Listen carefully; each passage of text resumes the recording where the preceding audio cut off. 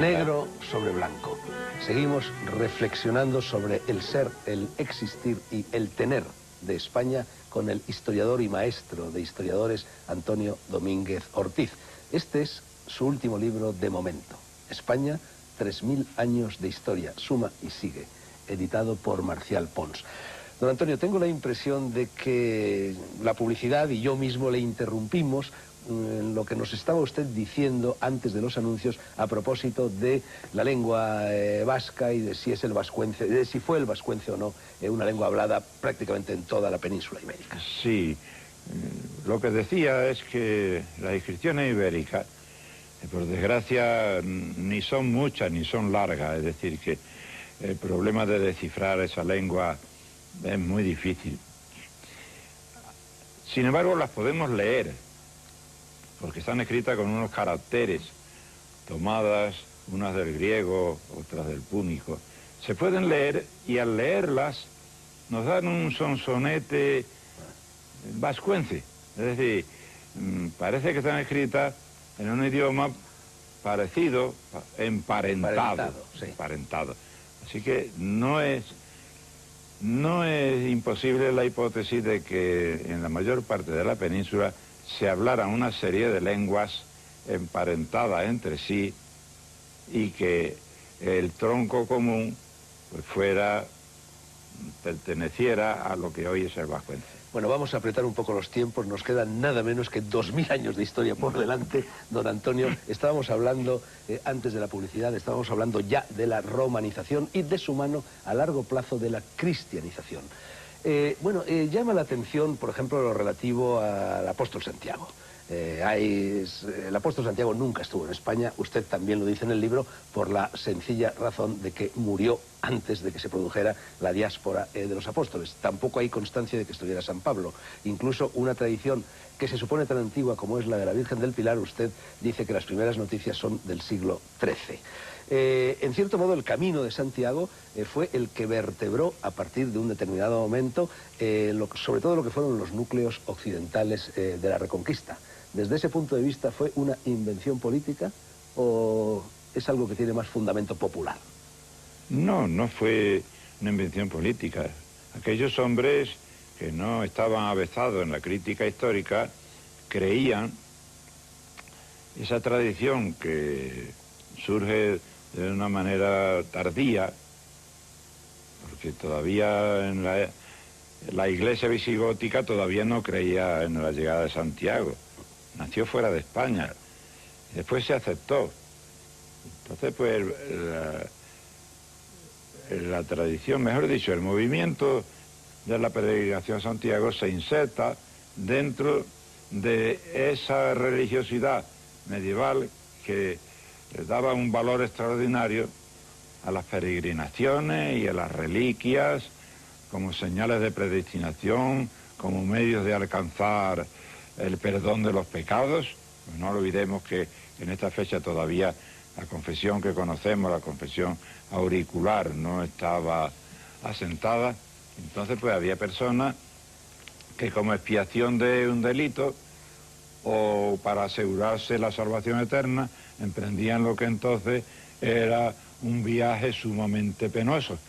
Una peregrinación a Roma, a Jerusalén, y muchos se alegraron de encontrar a estas dos peregrinaciones de Roma a Jerusalén un complemento o un sustitutivo con la peregrinación a Santiago.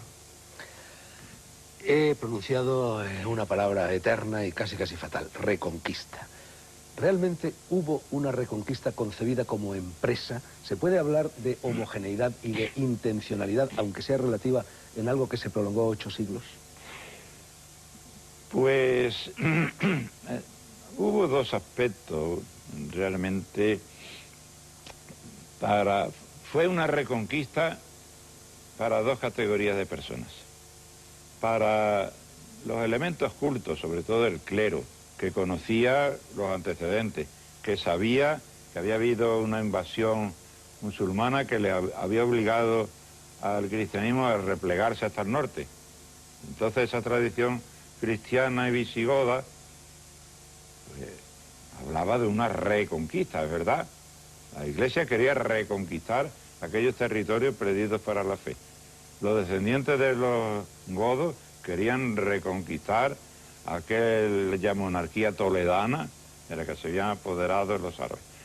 Y luego, para las tribus indómitas,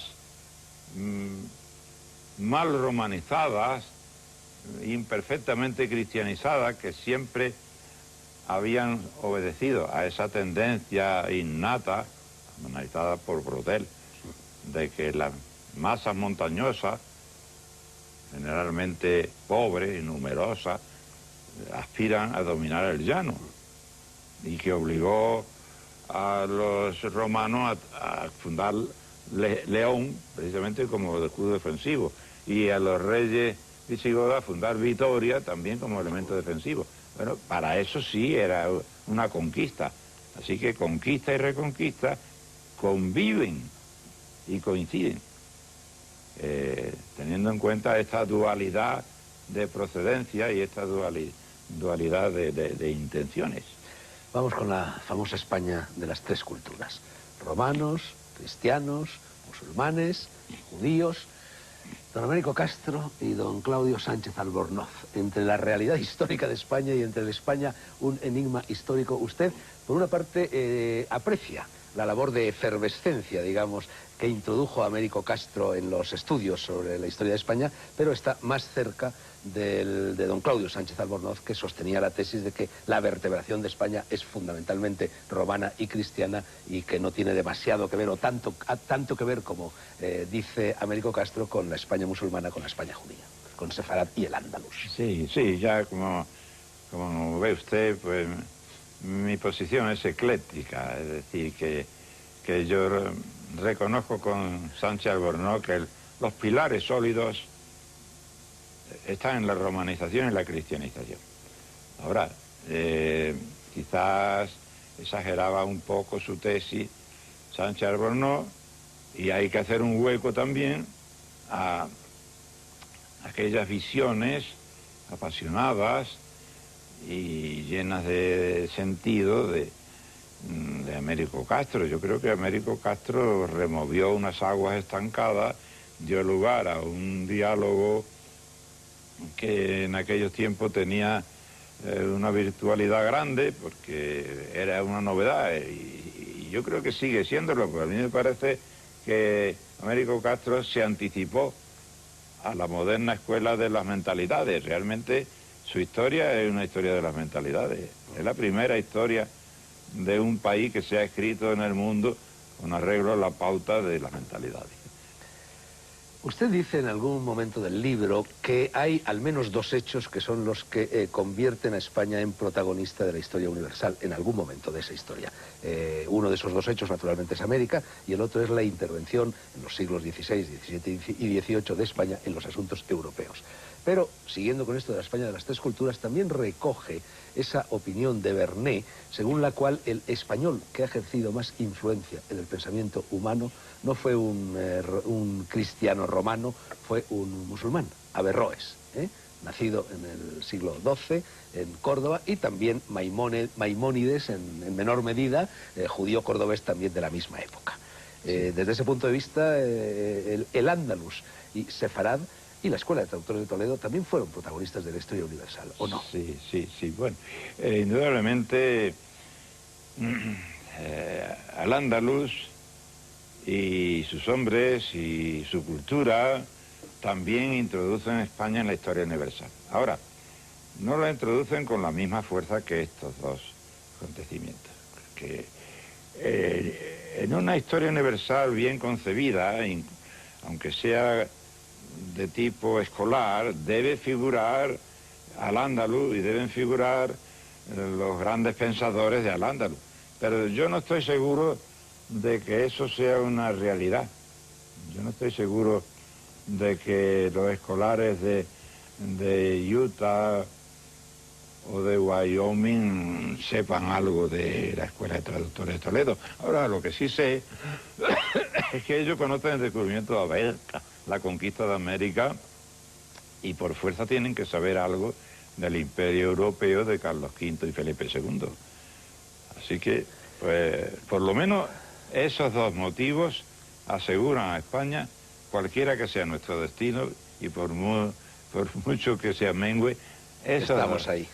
Nos aseguran que nosotros estaremos ahí en la historia universal. Me parece, don Antonio, que fue Vossler el que hablaba del hispanocentrismo del hombre ibérico, dando a entender que el español es un hombre muy interesado por su propio ombligo, por lo que sucede en el ámbito de las Españas, y muy desinteresado por lo que sucede fuera. Yo no sé si está usted de acuerdo con esa visión o no, y quiero unir esta pregunta a una segunda pregunta. Lo que es cierto es que, bueno, se ha creado en España pues una especie del mito de España como problema a partir de aquel título de Laín Entralgo en los años 40, y en ese entender la propia nacionalidad como un problema siempre ha habido dos actitudes por parte de los españoles, y las dos muy exageradas. Por una parte, la actitud triunfalista, que se aprecia a lo largo de toda la historia de España, que llega hasta nosotros y que estaba ya en San Isidoro, en el de Laude Spaniae, que usted cita, o en el Lord de España de las historias de Alfonso X. Y por otra parte, casi paralela, un criticismo extremo, un escepticismo, un pesimismo que desembocará, por supuesto, en el 98, en la generación del desastre,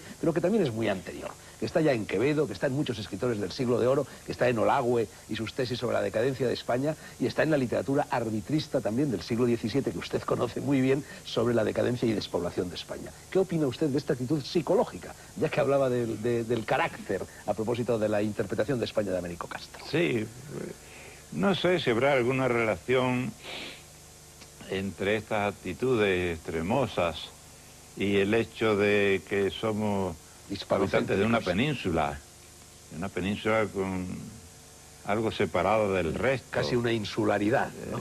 Sí, es verdad, casi insularidad, con esas dos reacciones opuestas, igualmente exageradas, igualmente falsas, y que todavía sigue teniendo bastantes ramificaciones. Por ejemplo, hay muchos escritores extranjeros que estudian la historia de España y que han contribuido decisivamente al conocimiento de la historia de España. En cambio, hay muy pocos escritores españoles que se dediquen a estudiar otros países. Hay muchos ingleses, alemanes, italianos, franceses que son hispanistas, pero ¿qué germanistas tenemos en España? Incluso qué francófilos, qué historiadores que hayan hecho aportaciones sustanciales a la historia de Francia. Pues la verdad es que casi nadie. Así que en ese sentido somos muy nuestros. Nos metemos, y quizá el hecho de que estemos demasiado encerrados en nosotros mismos propicia esas divergencias y esas actitudes extremas de que usted habla. Bueno, desde la idea de España a la unidad de España. Vámonos al siglo XV, vámonos a los reyes católicos. En realidad, esa unidad de España que ha sido tan criticada, me parece que era también Gonzalo Anes, quizá también usted mismo, quien comentaba que esa tendencia que a partir de un determinado momento se da en la historia universal a unificar territorios a la sombra de una sola bandera, en primer lugar no es solo española, sino que es universal, y en segundo lugar fue incluso más precoz en España de lo que lo fue en otras nacionalidades europeas. Es un tema debatido y debatible, porque el hecho de que, por lo menos hasta el Renacimiento, hasta el siglo XVI, predominara una idea de la unidad de España basada en la unidad romana, basada en elementos culturales, era aceptada sin dificultad. Y la prueba es que el castellano entonces no necesitó de ninguna apoyaturas políticas para extenderse. Más adelante sí, pero entonces no. Y hubo una cantidad enorme de escritores portugueses que escribían en castellano, y escritores valencianos y escritores catalanes. Y después la cuestión se va politizando cada vez más y se va configurando quizás con más perfección y rapidez que en ningún otro sitio el Estado. Primero Estado castellano, después Estado español, impulsado por una monarquía que se va haciendo cada vez más centralista, y conforme se va haciendo más centralista va suscitando en las regiones periféricas mayores rechazos. Y entonces van pasando de un asentimiento de tipo cultural a un rechazo de tipo político. En esto realmente la primacía corresponde, como he dicho usted, a los portugueses, pero después se empezó a notar en otros países periféricos. Y de ahí se ha pasado a la situación actual verdaderamente preocupante. Vamos a entrar ya en el territorio de su jurisdicción, siglos XVI, siglo XVII, siglo XVIII, jurisdicción delimitada por todos estos libros que tenemos sobre la mesa y por muchos otros que no están aquí. Por ejemplo, los moriscos, por ejemplo, crisis y decadencia de la España de los Austrias, por ejemplo, el antiguo régimen, los reyes católicos y los Austrias. Conectado con todo esto y con todas las cosas de las que estamos hablando, o con algunas de ellas, está la famosa leyenda negra. Usted dice que la leyenda negra se apoya fundamentalmente en tres taburetes. Uno es lo que hicieron los españoles en América o lo que dejaron de hacer, otro es la Inquisición y otro es la intervención española en Europa, sobre todo en los Países Bajos, sobre todo en Flandes. Y usted cree que fue no tanto la Inquisición y no tanto lo de América, cuanto lo de los Países Bajos los que generaron esa leyenda negra acerca de los españoles. Sí, efectivamente, porque los Países Bajos eran uno de los grandes focos de actividad cultural en la Europa de entonces.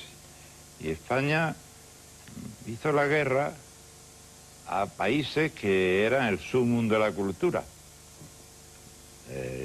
Flandes, Alemania, Francia, Inglaterra, y claro, era muy peligroso atacar a los que entonces tenían el cetro cultural, porque la respuesta, pues, debía ser de unos efectos demoledores, ya que las personas, pues, toman pie de un supuesto imperialismo español, que realmente los españoles no tenían espíritu imperialista, ni veían con agrado las empresas de Carlos V y Felipe II, pero toman pie de este supuesto imperialismo español para contraatacar, y como es lógico, en todas estas luchas el contraataque se basa en hechos ciertos y en otros hechos no menos ciertos, o bien exagerados por la propaganda, porque claro, toda esta literatura es una literatura claramente propagandística,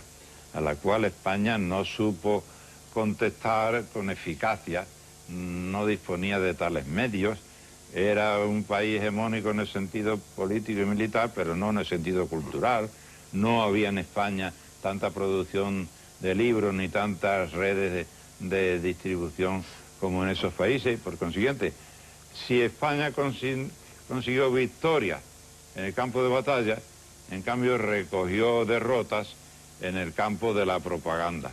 Y de ahí el éxito que tuvo esa leyenda negra. Don Antonio, una pregunta un poco conflictiva. Muy reciente es la polémica desencadenada alrededor de las palabras del rey de España con motivo de la entrega del último premio Cervantes, a propósito de si el español, el castellano, ha sido una lengua de encuentro o todo lo contrario, de hisopazo y tente tieso. ¿Usted qué opina acerca de esta polémica?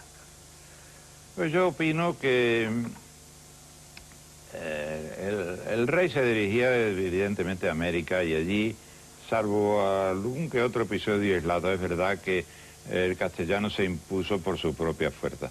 En España la cuestión es distinta. Hasta los Borbones se puede decir que no hubo ningún intento oficial de favorecer la penetración del castellano y que el castellano se fue extendiendo por su propia vitalidad.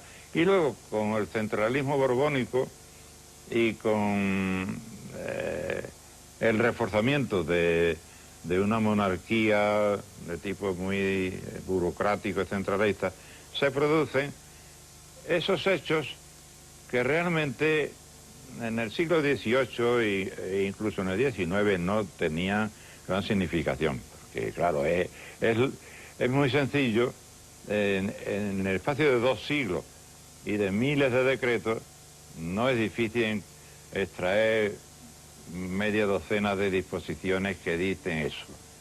Ahora, realmente a los excesos que llegó el franquismo, ninguno se puede contraponer la política anterior, que fue moderadamente expansionista del castellano, pero que, bueno, en el 19, pues la Renaixença catalana no fue contradicha ni obstaculizada por Madrid. Y en Madrid se vio sin ninguna reacción contraria como el catalán literario se iba cada vez afirmando más, y una persona tan poco sospechosa como Menéndez Pelayo, pues le parecía bien, y él saludaba ese renacimiento de la literatura catalana. Así que yo creo que, bueno, que aquí hay varias fases. Fase primitiva de acercamiento espontáneo al castellano, después otra fase que podemos llamar de equilibrio, los primeros intentos de los Borbones por achuchar, empujar este movimiento espontáneo, darle también un soporte oficial. Y luego ya, pues, la catástrofe que significó en este sentido el intento de los falangistas diciendo a los catalanes: catalán, habla la lengua del imperio. La verdad es que no se puede llevar más adelante la falta de psicología. ¿Existió de verdad ese imperio o fue un conjunto de reinos agrupados alrededor de un solo rey? Y se lo pregunto también en relación con esa teoría de Ortega y Gasset, y no solo de Ortega y Gasset, en España invertebrada, y no solo en España invertebrada, de que en realidad no cabe hablar de la decadencia de España porque no existió nunca grandeza y por lo tanto tampoco ha existido decadencia. Estos son temas muy complejos. En realidad el imperio no era el imperio español, era el imperio de los Austrias, que los españoles aceptaron en parte con cierta vanagloria, eso sí, pero también con mucha reticencia, con muchas protestas. Ahí están tantas peticiones de las Cortes, ahí está toda la literatura de los arbitristas, ahí están las quejas de Quevedo y de tantos otros, diciendo, incluso algunos no solamente lo extendían al imperio europeo, sino que no fueron pocos los que dijeron que el descubrimiento de América había sido una ruina para España.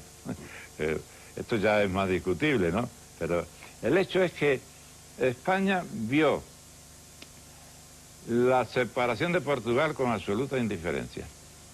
Hablo de la opinión española. Portuguesa se separa en 1640. El gobierno hace un esfuerzo inaudito para recuperarla, pero no encuentran ningún apoyo en la opinión. No hay voluntarios para esa guerra. Y después, lo que todavía sorprende más, la indiferencia con que el pueblo español ve la separación de América. Esto sí que deja estupefacto, porque al hombre español de 1820, de 1830, lo que le interesa es la politiquilla. La España sin pulso, que diría Siluela. Muchísimo más interés por la política antifrailuna de los liberales, por las persecuciones de Fernando VII, por la reforma de Mendizábal. Esto interesaba mucho más que el hecho tremendo de que México y el Plata y Perú ya no tenían nada que ver. Don Antonio, sus paisanos dicen que lo que no puede ser, no puede ser, y además es imposible, y en efecto es así. He medido yo mal los tiempos, nos quedan 3 o 4 minutos de programa, tenemos que saltarnos pues todo. La expulsión de los judíos, la expulsión de los moriscos, la gran crisis institucional y de todo tipo del siglo XIX, el desastre, el 98, las guerras carlistas. Vamos a dedicar los 3 o 4 últimos minutos del programa a hablar un poco del laberinto vasco. En el día de hoy. Ya se sabe que los políticos hasta ahora no han conseguido sacarnos de ese laberinto. Lo que yo le pregunto es, ¿nos puede servir el estudio de la historia, de hilo de Ariadna que nos sirva para recorrer ese laberinto y salir indemnes de él? Yo no diría que el estudio de la historia puede dar solución a este conflicto. Lo que sí digo es que conviene que las personas que intervengan, que traten de hallar una solución, sepan los elementos del problema. Que si no están en antecedentes, pues difícilmente podrán hacerlo. Claro, ¿qué nos dice la historia acerca de esto? Nos dice que las posturas son muy distintas. Nos dice que no era idéntica la postura de la provincia, fíjese que son términos distintos. Provincia de Guipúzcoa, señorío de Vizcaya, hermandades de Álava. Es decir, que ya desde antiguo no era un problema unitario. Y por supuesto distinto de la postura del Reino de Navarra y de la Vasconia francesa. Le voy a leer un párrafo escrito por usted, está en la página 284 del libro.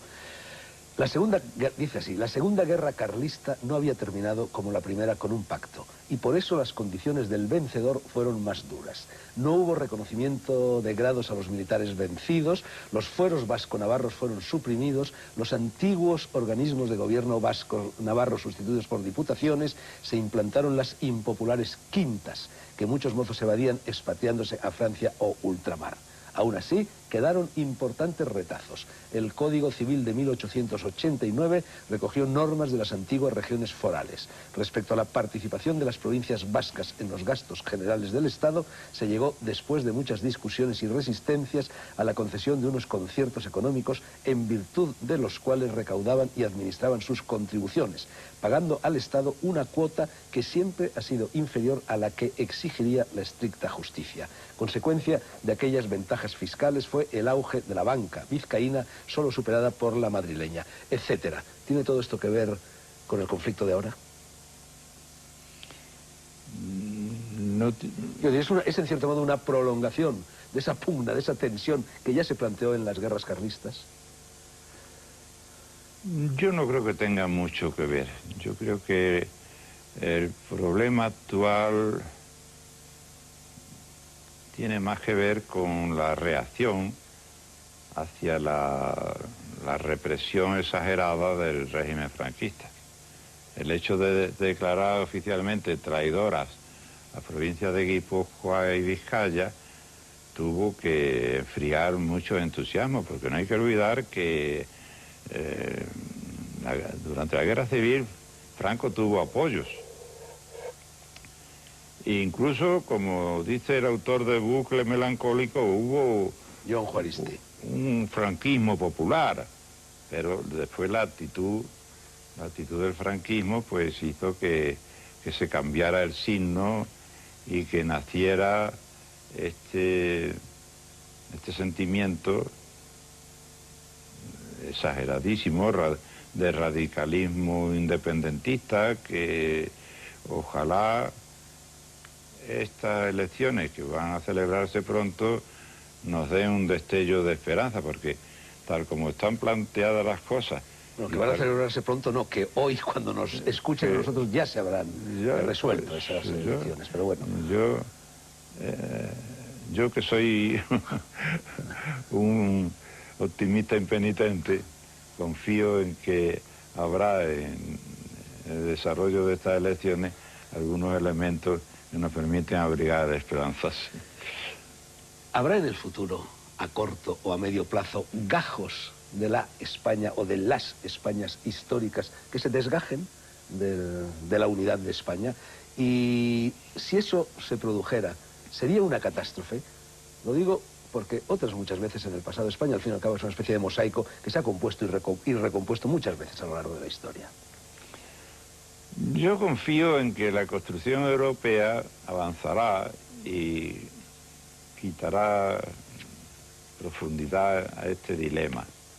De todas maneras, no cabe duda que si algunos gajos se separan de esta naranja, dejarán un vacío considerable, porque la penetración en estas regiones periféricas de españoles procedentes de otras regiones ha sido últimamente muy considerable.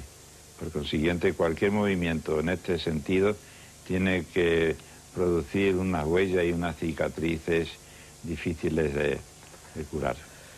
Las últimas líneas de su libro dicen: y se refieren a estos últimos 20 o 25 años que no están ya incluidos en el libro, ¿no? Dicen, para una visión adecuada de los últimos 20 años, tan ricos en acontecimientos de toda índole, faltan aún documentos, faltan testimonios y falta sobre todo perspectiva. Pero tenemos ya la intuición del papel decisivo que representan para el ser de España y sus moradores, para su papel histórico de mediadora entre los pueblos que la integran y esa otra unidad superior, que es el mundo occidental al que pertenecemos, estas etapas finales del milenio. Eso es lo que usted, en definitiva, como veredicto final del libro señalaría para el futuro, España como mediadora entre pueblos. Esa es por lo menos mi esperanza. Y confío en que discurra el porvenir por esos cauces prometedores que yo ahí auguro. Pero yo también creo que la historia es imprevisible y me parece un ejercicio un tanto inútil el saber por dónde discurrirán las aguas en este siglo XXI que ahora inauguramos. Ultimísima pregunta, don Antonio. Decía Santayana, y otras muchas personas lo han dicho también, que las personas y los pueblos que no recuerdan su historia están condenados a vivirla de nuevo. ¿Está usted de acuerdo con esa afirmación? La encuentro un tanto retorcida porque ¿qué pueblo ha vuelto a tomar el mismo camino? ¿Qué pueblo ha duplicado su historia? Yo no conozco ninguno. Lo intentó Juliano el Apóstata y fracasó. Negro sobre blanco termina, por hoy. La historia de España, o de las Españas, sigue. Por los siglos de los siglos, mucho tiempo es ese, ya veremos. Pero también son muchos, casi una garantía de futuro, los 3 milenios de historia que Antonio Domínguez Ortiz menciona en el subtítulo de lo que por ahora es su último libro, España, editado por Marcial Pons. Este señor, este señor, este caballero, este historiador, este nonagenario acaba de dictar hoy aquí, en negro sobre blanco, una lección magistral. Nuestra gratitud, mía, y estoy seguro de que también de todos ustedes, por ello. España o las Españas, la unidad en la pluralidad o la pluralidad en la unidad. Tanto monta. Aquí cabemos todos. Buenas noches. Muy complejo. En realidad el imperio no era el imperio español, era el imperio de los Austrias. Que los españoles aceptaron en parte con cierta vanagloria, eso sí, pero también con mucha reticencia, con muchas protestas. Ahí están tantas peticiones de las Cortes, ahí está toda la literatura de los arbitristas, ahí están las quejas de Quevedo y de tantos otros, diciendo, incluso algunos no solamente lo extendían al imperio europeo, sino que no fueron pocos los que dijeron que el descubrimiento de América había sido una ruina para España. Esto ya es más discutible, ¿no? Pero el hecho es que España vio la separación de Portugal con absoluta indiferencia. Hablo de la opinión española. Portuguesa se separa en 1640. El gobierno hace unos esfuerzos inauditos para recuperarla, pero no encuentran ningún apoyo en la opinión. No hay voluntarios para esa guerra. Y después, lo que todavía sorprende más, la indiferencia con que el pueblo español ve la separación de América. Esto sí que deja estupefacto, porque al hombre de español de 1820, de 1830, lo que le interesa es la politiquilla. La España sin pulso, que diría Siluela. Muchísimo más interés por la política antifrailuna de los liberales, por las persecuciones de Fernando VII, por la reforma de Mendizábal. Esto interesaba mucho más que el hecho tremendo de que México y el Plata y Perú ya no tenían nada que ver. Don Antonio, sus paisanos dicen que lo que no puede ser, no puede ser, y además es imposible, y en efecto es así. He medido yo mal los tiempos, nos quedan 3 o 4 minutos de programa, tenemos que saltarnos pues todo. La expulsión de los judíos, la expulsión de los moriscos, la gran crisis institucional y de todo tipo del siglo XIX, el desastre, el 98, las guerras carlistas. Vamos a dedicar los 3 o 4 últimos minutos del programa a hablar un poco del laberinto vasco. en el día de hoy. Ya se sabe que los políticos hasta ahora no han conseguido sacarnos de ese laberinto. Lo que yo le pregunto es, ¿nos puede servir el estudio de la historia de hilo de Ariadna que nos sirva para recorrer ese laberinto y salir indemnes de él? Yo no diría que el estudio de la historia puede dar solución a este conflicto. Lo que sí digo es que conviene que las personas que intervengan, que traten de hallar una solución, sepan los elementos del problema. Que si no están en antes, es verdad. La Iglesia quería reconquistar aquellos territorios perdidos para la fe. Los descendientes de los godos querían reconquistar aquella monarquía toledana de la que se habían apoderado los árabes. Y luego, para las tribus indómitas, mal romanizadas, imperfectamente cristianizadas, que siempre habían obedecido a esa tendencia innata, analizada por Brodel, de que las masas montañosas, generalmente pobres y numerosas, aspiran a dominar el llano, y que obligó a los romanos a fundar León, precisamente como escudo defensivo, y a los reyes visigodos a fundar Vitoria también como elemento defensivo. Bueno, para eso sí era una conquista. Así que conquista y reconquista conviven y coinciden, teniendo en cuenta esta dualidad de procedencia y esta dualidad de intenciones. Vamos con la famosa España de las tres culturas: romanos, cristianos, musulmanes, judíos.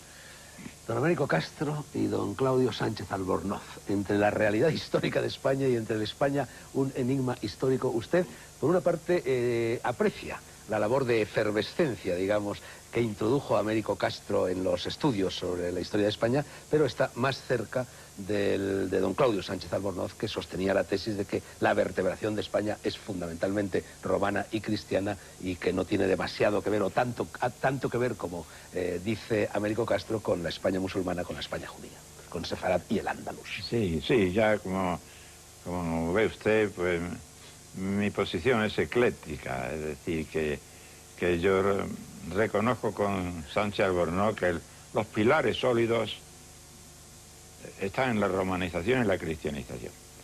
Ahora, quizás exageraba un poco su tesis Sánchez Albornoz, y hay que hacer un hueco también a aquellas visiones apasionadas y llenas de sentido de Américo Castro. Yo creo que Américo Castro removió unas aguas estancadas, dio lugar a un diálogo que en aquellos tiempos tenía una virtualidad grande, porque era una novedad, y yo creo que sigue siéndolo, porque a mí me parece que Américo Castro se anticipó a la moderna escuela de las mentalidades. Realmente su historia es una historia de las mentalidades, es la primera historia de un... España, al fin y al cabo, es una especie de mosaico que se ha compuesto y recompuesto muchas veces a lo largo de la historia.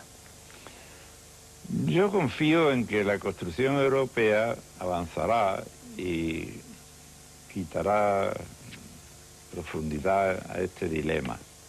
De todas maneras, no cabe duda que si algunos gajos se separan de esta naranja, dejarán un vacío considerable, porque la penetración en estas regiones periféricas de españoles procedentes de otras regiones ha sido últimamente muy considerable. Por consiguiente, cualquier movimiento en este sentido tiene que producir unas huellas y unas cicatrices difíciles de curar.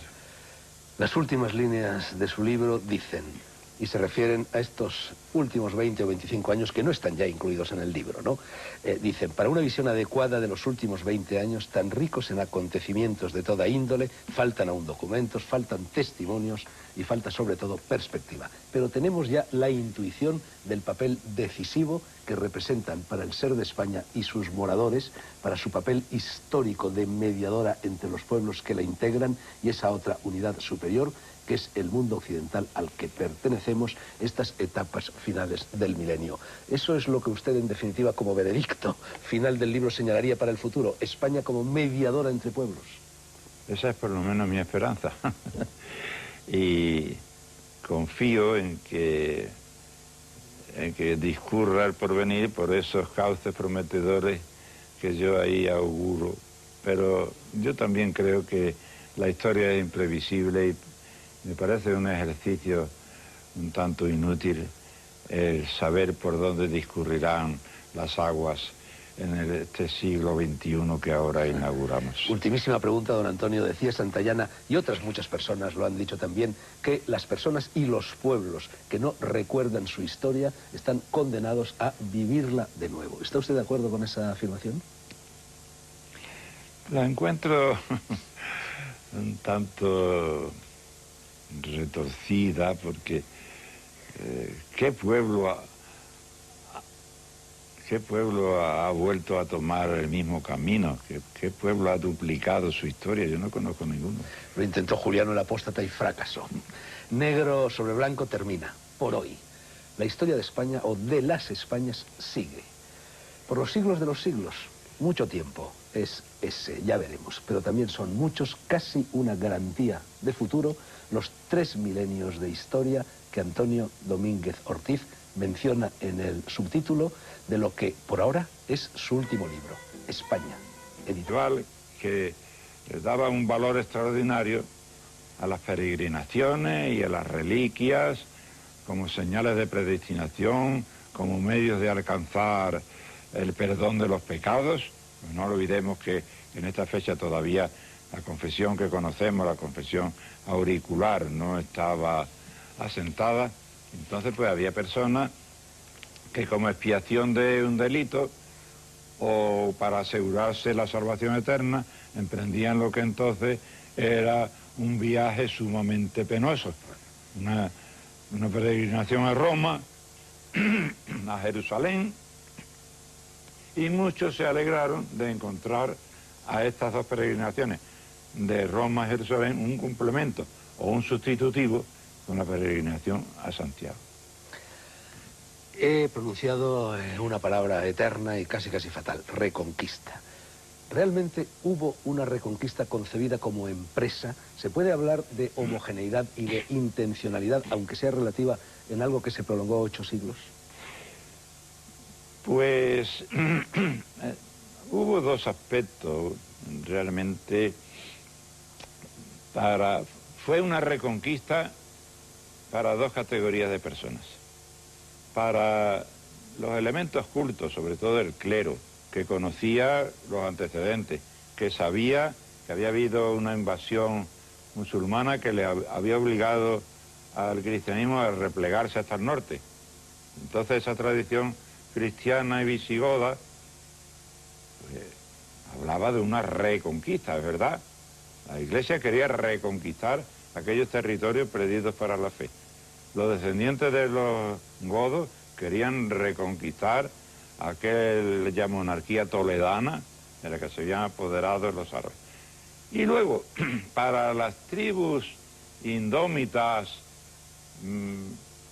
mal romanizadas, imperfectamente cristianizadas, que siempre habían obedecido a esa tendencia innata, analizada por Brodel, de que las masas montañosas, generalmente pobres y numerosas, aspiran a dominar el llano, y que obligó a los romanos a fundar León, precisamente como escudo defensivo, y a los reyes visigodos a fundar Vitoria también como elemento defensivo. Bueno, para eso sí era una conquista. Así que conquista y reconquista conviven y coinciden, teniendo en cuenta esta dualidad de procedencia y esta dualidad de intenciones. Hegemónico en el sentido político y militar, pero no en el sentido cultural. No había en España tanta producción de libros ni tantas redes de distribución como en esos países. Por consiguiente, si España consiguió victoria en el campo de batalla, en cambio recogió derrotas en el campo de la propaganda. Y de ahí el éxito que tuvo esa leyenda negra. Don Antonio, una pregunta un poco conflictiva. Muy reciente es la polémica desencadenada alrededor de las palabras del rey de España con motivo de la entrega del último premio Cervantes a propósito de si el español, el castellano, ha sido una lengua de encuentro o todo lo contrario, de hisopazo y tente tieso. ¿Usted qué opina acerca de esta polémica?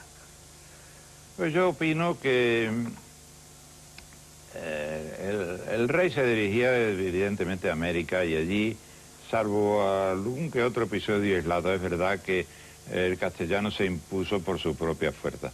En España la cuestión es distinta.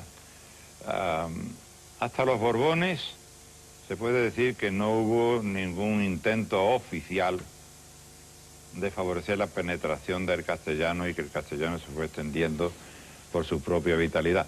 Y luego, con el centralismo borbónico y con el reforzamiento de una monarquía de tipo muy burocrático y centralista, se producen esos hechos que realmente en el siglo XVIII e incluso en el XIX no tenían gran significación. Porque, claro, es muy sencillo, en el espacio de 2 siglos, y de miles de decretos, no es difícil extraer media docena de disposiciones que dicen eso.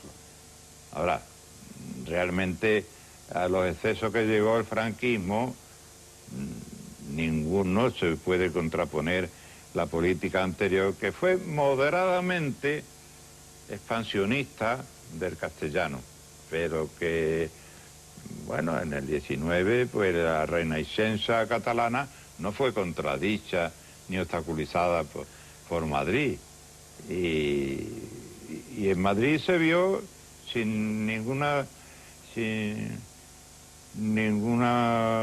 reacción contraria como el catalán literario se iba cada vez afirmando más, y una persona tampoco sospechosa como Menéndez Pelayo, pues le parecía bien, y él saludaba ese renacimiento de la literatura catalana. Así que yo creo que, bueno, que aquí hay varias fases. Así que conquista y reconquista conviven y coinciden, teniendo en cuenta esta dualidad de procedencia y esta dualidad de intenciones. Vamos con la famosa España de las 3 culturas. Romanos, cristianos, musulmanes, judíos. Don Américo Castro y don Claudio Sánchez Albornoz. Entre la realidad histórica de España y entre la España un enigma histórico. Usted, por una parte, aprecia la labor de efervescencia, digamos, que introdujo Américo Castro en los estudios sobre la historia de España, pero está más cerca de don Claudio Sánchez Albornoz, que sostenía la tesis de que la vertebración de España es fundamentalmente romana y cristiana y que no tiene demasiado que ver, o tanto que ver como dice Américo Castro, con la España musulmana, con la España judía, con Sefarad y el Andalus. Sí, ya como ve usted, pues mi posición es ecléctica, es decir, que yo reconozco con Sánchez Albornoz que los pilares sólidos están en la romanización y la cristianización. Ahora, quizás exageraba un poco su tesis Sánchez Albornoz, y hay que hacer un hueco también a aquellas visiones apasionadas y llenas de sentido de Américo Castro. Yo creo que Américo Castro removió unas aguas estancadas, dio lugar a un diálogo que en aquellos tiempos tenía una virtualidad grande, porque era una novedad, y yo creo que sigue siéndolo, porque a mí me parece que Américo Castro se anticipó a la moderna escuela de las mentalidades. Realmente su historia es una historia de las mentalidades. Es la primera historia de un país que se ha escrito en el mundo con arreglo a la pauta de las mentalidades. Usted dice en algún momento del libro que hay al menos dos hechos que son los que convierten a España en protagonista de la historia universal, en algún momento de esa historia. Uno de esos dos hechos, naturalmente, es América, y el otro es la intervención en los siglos XVI, XVII y XVIII de España en los asuntos europeos. Pero, siguiendo con esto de la España de las tres culturas, también recoge esa opinión de Vernet, según la cual el español que ha ejercido más influencia en el pensamiento humano no fue un cristiano romano, fue un musulmán, Averroes, nacido en el siglo XII en Córdoba, y también Maimónides, en menor medida, judío cordobés también de la misma época. Desde ese punto de vista, el Andalus y Sefarad y la Escuela de Traductores de Toledo también fueron protagonistas de la historia universal, ¿o no? Sí. Bueno, indudablemente hacen con la misma fuerza que estos dos acontecimientos. Que en una historia universal bien concebida, aunque sea de tipo escolar, debe figurar Al-Ándalus y deben figurar los grandes pensadores de Al-Ándalus. Pero yo no estoy seguro de que eso sea una realidad. Yo no estoy seguro de que los escolares de Utah o de Wyoming sepan algo de la Escuela de Traductores de Toledo. Ahora, lo que sí sé es que ellos conocen el descubrimiento de América, la conquista de América, y por fuerza tienen que saber algo del imperio europeo de Carlos V y Felipe II.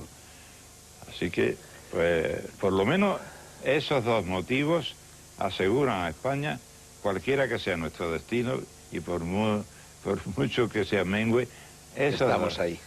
Nos aseguran que nosotros estaremos ahí en la historia universal. Me parece, don Antonio, que fue Vosler el que hablaba del hispanocentrismo del hombre ibérico, dando a entender que el español es un hombre muy interesado por su propio ombligo, por lo que sucede en el ámbito de las Españas, y muy desinteresado por lo que sucede fuera.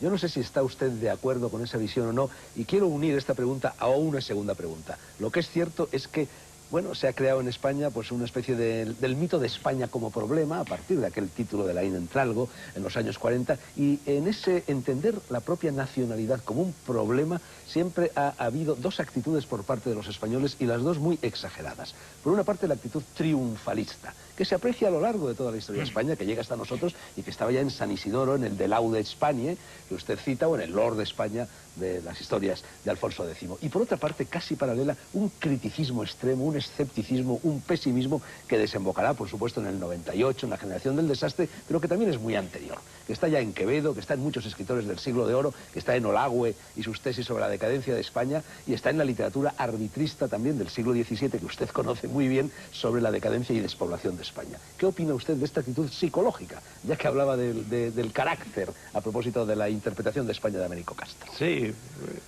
no sé si habrá alguna relación entre estas actitudes extremosas y el hecho de que somos habitantes de una península con algo separado del resto. Casi una insularidad, ¿no? Sí, es verdad, casi insularidad, con esas dos reacciones opuestas, igualmente exageradas, igualmente falsas, y que todavía sigue teniendo bastantes ramificaciones. Por ejemplo, hay muchos escritores extranjeros